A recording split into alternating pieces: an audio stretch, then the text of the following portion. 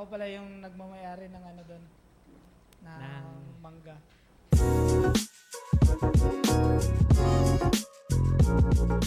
So, aside from teaching and working in enterprises, before going to Dubai, Alvin is actually active youth leader Wow. sa kanilang lugar, sa church nila. He is, I think, ano yung office mo sa ano? Sa youth? Sa mission. Sa mission. Yeah. JYS Execom Oh. ng VOI. Ng VOY. So, he is active in the, really, before going to In the Dubai. ministry. In the ministry. And I believe, in your heart, you still have the Great Commission in Matthew chapter 28, verse 19, that go ye therefore, teach them all the nation, and baptize them in the name of the Father, and of the Son, and of the Holy Ghost. Ngayon, since you decided to go to Thailand, how do you think you're going to be, are you going to fulfill such ministry? And anong challenges ang nakikita mo since you're here now in Thailand? So, anong challenges ang nakikita mo or nararanasan mo for now in proclaiming or performing such proclamation from the Lord? Lalo na it's a Buddhist Lalo na country. sa Buddhist nation. Buddhist nation. So, firstly, it's one of the difficulties is language barrier. So, we are having we are having a hard time to communicate with the people because they are not really, really don't know how to speak English. So, one is the language barrier, and the next is about faith. So it takes us faith and courage to minister to this Buddhist community. And as I observed from like 7 months, I think 7 months already, observing the Buddhist people, they are really devoted to their God, yes, to Buddhism and all the practices and the practices of Buddhism. Tradition and tradition. Yes, tradition. Principles nila iba. But we should not like stop our mind right there because as I observed from 7 months, there are still a lot of Buddhist people that they heard about Christianity and they are like open and they want more. Curious to know. Yes. Just like what happened during our GYD, I remember it was your group, right? Yes, That ma'am. there was a man who actually asked question that why did Jesus die Died on and the he cross. do Yeah. anything? If he is a Jesus, why he didn't do anything? Oh yeah. Why Why did he say? That's a very direct to the point question. Right? Sino ba, sabi niya, sino ba ang nag-cross sa kanya? Oh. Sino ba? Di ba Christian din? And if you want to know what happened, you can go to our page and watch what happened and how our brothers and sisters answered that question during that time also. So it means that there are still so many Buddhists who are also curious about Yes. Jesus. May naalala lang ako, mga Kapatid? kapatid. Wow! Mga kapatid. Sabihin ko sana mga kuya. Sobra. May naalala lang ako, my friend back in one province here in Thailand, someone asked her, because it's a Thai person, Thai native. Someone asked her that, why did you join Christianity? And her answer is that, because Christian has hope. So parang Amen. gets ko sa kanya na ibig sabihin some of our Buddhists, maybe there are so many people who are still looking for hope. Kasi na-mention niya yun, may hope ang Christian. Pag-asa.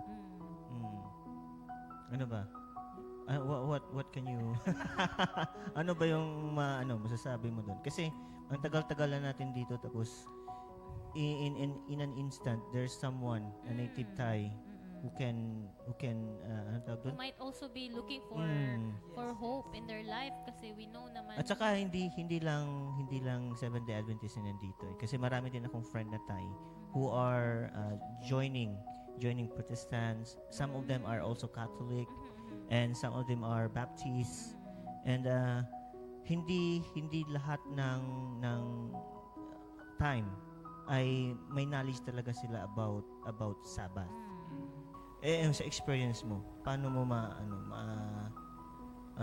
Yung question na bakit sino si Jesus? Ano nga yung answer mo? Ikaw yung nag-answer, di Ikaw ba? ba? Sagot Dun ka ba sa- doon? Oh, Sa nag-answer group ako. ninyo. Kaya yung Oh, ginano namin, yung Google Translate na Yes. sabi ko doon because he needs to fulfill what was being prophesied. That he should Lalim, die on no? the cross. Sa inyo eh. Okay. So, kailangan niya mamatay just to save the humanity. Yeah, amen. That's the most important part. I learned also when I was younger na sabi nga, meron lang tayong short time to ministry in this place kasi nag-voice of youth kami noon. And then our leader said that if you have the very little time, what you're gonna just say is proclaim Jesus. Wala nang iba-iba pang iba pang sasabihin. Sugarcoating. Proclaim Jesus, that Jesus came and died in the cross for you to be saved. Introduce Jesus talaga. Tama yung ginawa nyo na you answered it direct to the point. Kasi yung iba, mag-sugarcoat pa yun. Ganito, may mga ganyan Ay. explain. Siya. Tapos, ililiko lang pala. Gagawin Sometimes- complicated. We are afraid of something to proclaim them directly, Jesus and about God. Because we have this Prejudice. mindset that they are like Buddhists, they are not really open. But we should not stick to that idea. Yes. Actually, you're not the only one who has that reason. I met a lot of Adventists who spend so much time or enough time in Thailand, and one of their struggle or reason why They the work is so slow is because of the language barrier. In fact, our church even invited Mormon to teach us to speak in Thai, so I that we remember can. that. Yeah, you remember the Yes. Thai the Mormons who can communicate in Thai, In Thai, and yeah. they are teaching us so that we can communicate to Thai people. And they're so kind to Yes, also help exactly. us. So I think it's major, but you know it takes time for us to learn Thai talaga until now. Sawadee ka pa rin yung alam natin eh. Pwede So, ka. Kupin ka. I'm curious lang in as of now in your little own way, how are you going to Yes. reach out this? Kasi if you're going to wait How for are you to reaching learn, out? yeah, And reach out na yeah, yes, because I believe and I can see that you are really participating in reaching out yung ating mga Buddhists. So, can you share to our Buddhists, can you share to our viewers in your own little way, how are you participating in proclaiming the gospel to our Buddhist friends? Yeah. So it does not it has no like proper way to approach, but it has to do with not wasting any opportunity to Amen. share to them Jesus. In what I way? like that. In a Take- practical way, maybe some of our friends who are living in Thailand, Adventist friend, are still struggling the same, and they are waiting for a pastor or for the church movement like what is going on in the Philippines, that everywhere there's an evangelistic crusade, which is hindi naman nangyayari dito sa Thailand. So, In short, how yeah, do you yeah, take advantage of the opportunity? the opportunity, in what way, yung practical way that you can reach our Buddhist friend, that you are doing now. So our church has a lot of activities like this Pathfinder, and also what we did during Global Youth Day. And this is one also. I heard from this church, like the BBS before, that the kids Yes. really like the songs and activities here in the church. And we are doing it again for the adventurer, especially here in the church. And also in the school, we have a free lunch in the school. So we don't need to bring like our Your own food. your own Meal. food during lunch, but the school, the Provide. people in the canteen cook for us, and they already know that I'm You're not not allowed to eating. pork Yeah, yeah. and shrimps and so on and so You don't forth. eat pork. For that. So they have been asking that, Teacher Ben, why are you not eating Eating pork pork, yeah. or whatever? And I said it's God's command not to Amen. eat this one. Wow. And So, ang- witnessing Witnessing, and involving. involving Oo. in church. So ang tanong is the language is really the barrier here in Thailand. Yes, I can say that Mhm. language Somehow. barrier. Yeah, somehow. But we should not use it as an excuse. An alibi. I Mm. agree. Mm. Agree to that. Amen. So that's Kasi something that we can learn. Kung language lang talaga yung barrier natin, paano yung work? Oh. Wala Yes. bang work? Yes. Oh, kasi kung language lang, we can learn. Mm. Pero Ah, kung yung courage, yung word niya witnessing eh. Mm. Yung life niya everyday is a is- testimony or sermon sa Yes, kanyang mga amen. friends. Amen. And the other one is yung involving nga niya na you mentioned adventurer, pathfinder. Mm. Can you give us a background or a short description of how you're doing pathfindering and In- adventurer? Ah. Kasi ginagawa lang natin yan sa Pilipinas Yeah. in local churches and also in church school base. So ngayon, how is it possible? Possible pala magkaroon ng Dito. adventurer Oh, club dito. dito sa Thailand. So how are you doing that? How are you inviting the kids or anong Do it. yeah. Yesterday we Hit- witnessed yesterday's children Mm. their adventurer. It was their first meet up yesterday, Mm. and all of them are not Christian. Christians. Yes. Buddhist. Yeah. Hindi So, naman pala imagine. mahirap. Yeah, Hindi naman pala because mahirap. I know that you are the adventurer director in your club. So it will be our opportunity to ask the director. Yay! Ah. What an honor! Yeah, para na. So papaano nyo pa ginagawa? So papaano? How? Maybe it will encourage our master guides from Master different guides. churches, no? Brothers and sisters. Yes. All No. over the world. Yeah, here in Thailand. So paano mo ginagawa? Paano nyo? Anong So, I don't know. Well, Yes, I really don't know. very informative. mukhang may natutunan sila. I'm not yet done. Ano? Wala pa. I don't know. Like, it has to do just the first thing that you need to do is just you make a program, Mm. and then you make a program, and then like execute the program that you want to do. Mm. Like if you like in your program, this adventurer, you need to look for an enrollees. Mhm. So you need to go out, and then You do house to house. we do house Okay. to house, and we don't know if they will said yes or no. Mhm. We don't know if they are open because they are Buddhist. We don't know that if they are open or not Mhm. about going from But you here. still do. Uh-huh. He's saying no. Yes, but they still do. But we prayed before we go. Oh, yun. You go house to house Amen. to approach. magbenta. To invite Akala them. ko, mag-invite. Hindi invite. magbenta. To invite You know, them. I like your answer. Your Yeah. answer that when you said I don't know. Mhm. Yeah. When you said that, I have this in my mind that My really we are. That's what we are. Mm. We really Mm. don't know anything. Yes. Yes. And even though we say this, we did this, we did that, we did this, we did that. All of this wisdom is all coming from God. So when you said Amen. I don't know, that's the right answer to that question. We really don't know because we are nothing. And then you ended it with, and of course we prayed. They invested in prayer. Yes. I think matatawag nating faith yun eh. Kasi when you go to do house to house, hindi mo alam eh if they're going to To accept it or reject. magiging prejudice Reject. sila dun Uh-huh. sa ano na yun, activity natin kasi they are Buddhist nga. So, by faith, you still Go. go. and Yan. Do the work. And before you execute that plan, you don't know if is it possible or not. It's just that you just surprised. Kasi See? may surprise. You just put your trust Kasi in the first Lord. time eh. First time yung gagawin. That's right. And you are surprised when they said yes. And Amen. by that time you can say that really, Lord, it is It's just- possible. yeah. Yeah, It's that's relieving. the present miracles that we sometimes we say, oh, there mayroon ba talagang miracle?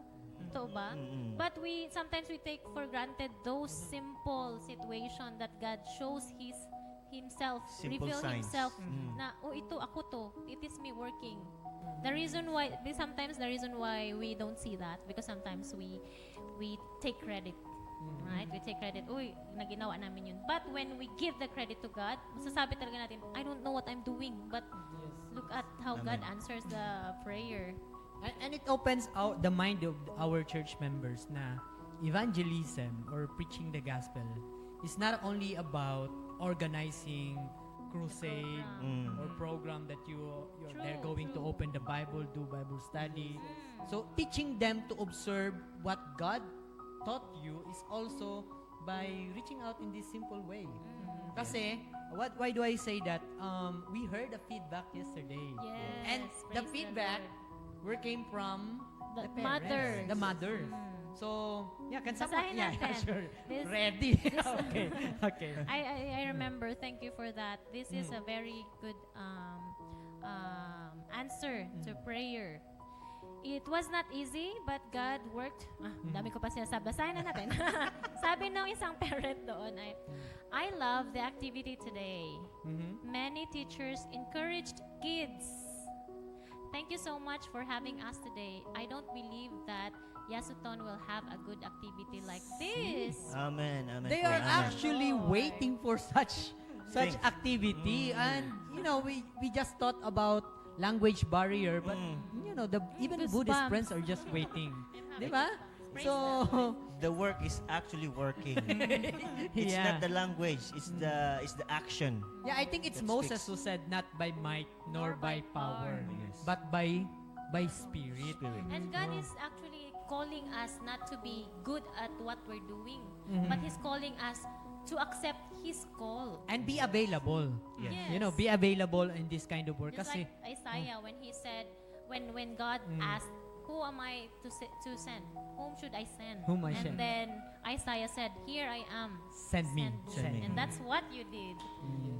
And this And was the one beauty also is that God, maybe there's no assurance if they will say yes, Yeah. but it's the working of God that after all prevails. Amen. It reminds us that really our work as a church member is not really to convert the people, Yes, yes. but to plant the seed. Mm. So I remember one passage as there's a quarrel between the follower of Barnabas and the follower of Paul. Kasi si Paul yung nagtanim, si Barnabas yung nag-harvest. So parang siya yung nag-Bible study, ang nag-lead to baptism ay itong si Barnabas. Parang si Barnabas Oh, yung ano. ngayon nag-aaway yung mga follower kasi mas magaling si Paul. Sabi naman ng iba, mas magaling si Barnabas. Pero what the Bible says is, who is the greatest among the two? Neither of them has the power to let the seed grow. Mm. So, tayo, ang trabaho lang natin, katulad ng ginagawa ng ating kapatid dito na sa pamumuno niya sa kanyang adventure club is just to on behalf of the adventure club is to plant seed and let the Holy Spirit work to grow that seed. Kasi hindi na natin kayang, wala tayong ability na magpatubo ng seed. It's only God's power, right? So, what did you learn from that? Are you blessed also from yesterday? Yes. So, what did you feel? Ano ba Yeah. talaga ang feeling? Yeah, anong feeling? Yeah. Kasi minsan, naiisip lang natin, pero hindi natin nakikita yung outcome. Oh, kasi I think hindi mo nagawa yun sa Dubai. Oo. Yes. Oh, yeah. So, what will be the feeling na somehow your commission, God's commission to you is getting Is bearing fruit. is satisfying now. Yeah. So, yeah, what can you say? In the previous months, like first, second, third, I've been thinking about what kind of ministry can I do here, and I still have May don't. desire na. Yes, I still have no idea. But as the months pass by, I've been thinking that it's a waste of time being here just working and then without Do nothing. Yes, without having any ministry. But I luckily this Fortunately siguro. Fortunate. Ganun din, Parang- fortunately. Oh, yeah. By God's Parang- grace. By God's grace, by God's grace. Right? Parang naniniwala that's lucky. Sige. Okay. By God's grace. Oh, by God's grace, we have this activity, especially this MGT and also the Adventurer. And this, if we just get involved with these activities in the church, we can see our pathways, especially doing the will of God. So, if we just say no to the activities, then we cannot determine what would be the will of God for us. And we're just starting, no? Yes. So, this is not a conclusion. It's we're just starting little by little. We have a way where we can reach the Buddhist friends, most Dami pa. especially the people around us, no. And also I'm so excited to one day makadaupang palad natin yung kanyang mga dito Members, sa no? Yes. 'di ba? Dito sa ating studio para Isusunod natin. Baka si Direk, unahin na natin. Oo, kasi this is the perspective. What we are hearing is a perspective from the leader or the head of the group. So, siguro one time invite din natin yung ano. Yung unit captain, ay yung director naman ng ng Pathfinder Pathfinders. Club. Oh, by the way, we have two Two clubs, clubs. actually three. The Master Guide Club we also have Adventurer and Pathfinder Club. Wow. And we are so blessed that today we have the director of the Adventurer Adventurer Club. Oh, batang-bata, di ba? Damay lang talaga ako. Ng bata. 15 years old pa lang to. Yeah, speaking Ano na po? Yeah, speaking of ano naman, kasi I know na yung ating guest today is a leader from centuries. Centuries. So Centuries ngayon is, talaga. ano naman yung experience mo leading, hindi ka lang basta nag-lead dito sa Thailand kasi you are leading a group of teachers to teach students which is in Christ manner. So what is your experience naman leading them? So can you share something? Experience leading them that Yeah. I realize I cannot do it in my own. Like it's a collaboration with my members and the staff. And you're still learning, huh? Yes, I'm still Okay. learning. At the same time. At the same Yes. time. At the same time. Learning while working. Wow. Ano, learning while learning while working. Yes. Okay. So that's it. I cannot do it in my own. Like our secretary keeps on reminding me, Kapitan, we will talk about this one. Kapitan, what would be our agenda for this Parang meeting? kulang Yes. Tama naman, kasi Yes, all of you yes. are in the same boat.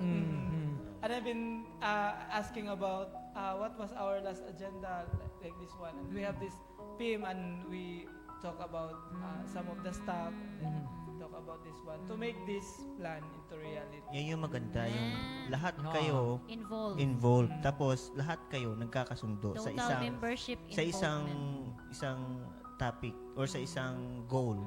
Kasi O- kung yung isa siguro pag nag-disagree parang ganun ba? Yung vote nyo talagang tatabing gaganon siya. I think that's the essence naman ng leadership. Leadership. Leadership is not all about authority and commanding people, but it's about how you manage maneuver and also utilize yung mga Weigh the situation. weigh the situation and utilize their talents kasi they're not Oo. young, you're leading teachers. So, di ba? Mas matanda pa sa yung iba. Okay. Honestly, I've been thinking that I am not leading them, they are leading me. Oh, that's a good spirit. I I like think you're that. the youngest, right? I think Or Oh, sicker. bago pa lang eh. yes. Tumutubo pa. I'm the youngest according to Pataas my pa lang. Tumutubo pa. Tong tawa oh. But Tumutubo pa lang eh. but kidding aside, God needs leaders, no? Kidding aside. Yeah. Kidding aside, God is calling really leaders not only to be sent to a place where surrounded by Christianity.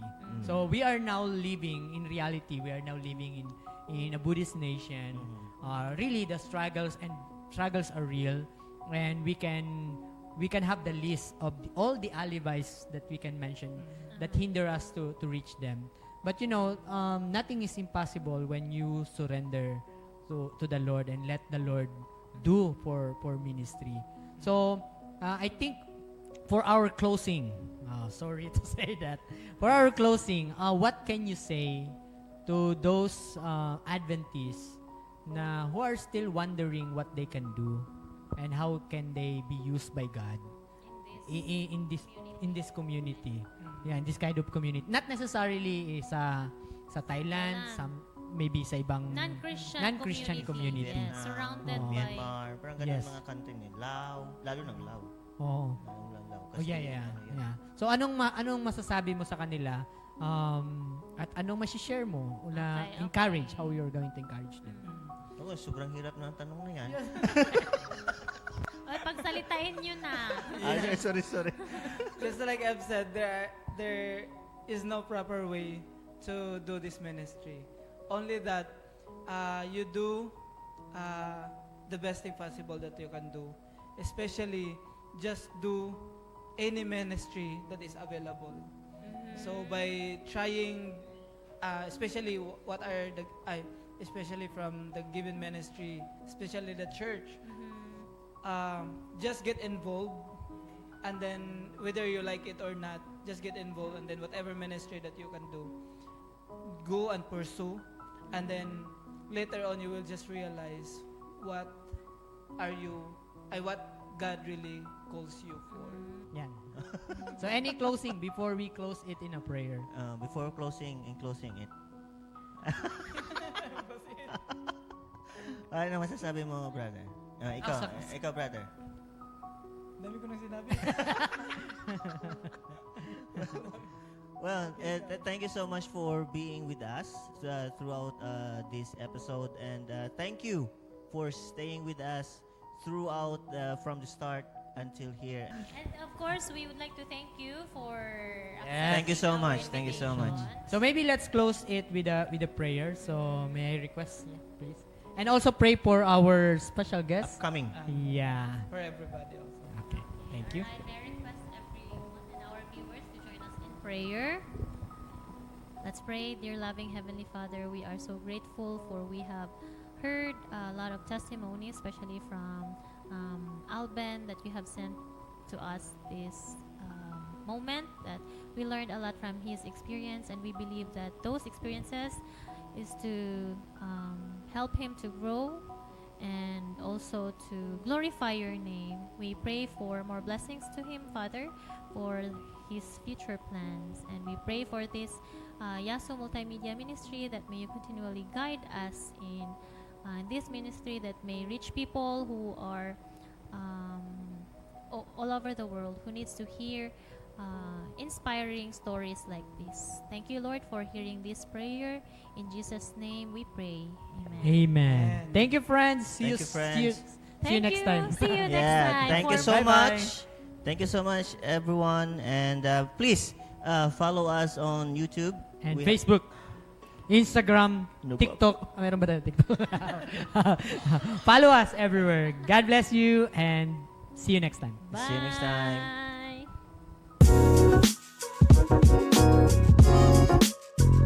Bye.